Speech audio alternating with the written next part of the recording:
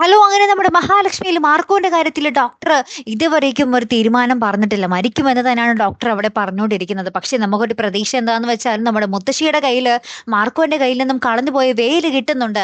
ആ വേല് തിരികെ നമ്മുടെ മാർക്കോന്റെ കൈകളിൽ മുത്തശ്ശി എത്തിച്ചാൽ മാർക്കോ രക്ഷപ്പെടും, ജീവൻ തിരികെ വരും.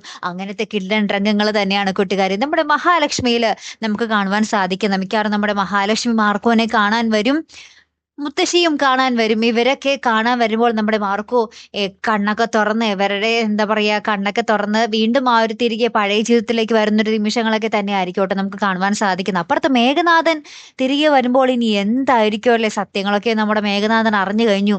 അപ്പൊ ഇനി ഒരു കൊടുങ്കാറ്റ് പോലെയുള്ള ഒരു വരവ് തന്നെ ആയിരിക്കും മേഘനാഥൻ ഇനി വരുന്നത്. കണ്ണനും മേഘനാഥനും നേർക്കുനേർ ഒരു അടി തന്നെ എന്തായാലും ഉറപ്പായിട്ടും ഉണ്ടാകും. അതിൽ ആര് ജയിക്കും, ആർക്ക് അപകടം പറ്റും എന്നുള്ളത് നമുക്കറിയണം. ഇവിടെ മാർക്കോ രക്ഷപ്പെടുമ്പോൾ അപ്പുറത്തുനിന്ന് കണ്ണൻ വീണ്ടും അപകടത്തിൽ പെടുമോ എന്നുള്ള ചോദ്യമാണ് ബാക്കി, അല്ലേ? കാത്തിരിക്കാം കേട്ടോ. അപ്പൊ അടുത്തൊരു വീഡിയോയുമായി വരുന്നത് വരയ്ക്കും ഗുഡ് ബൈ.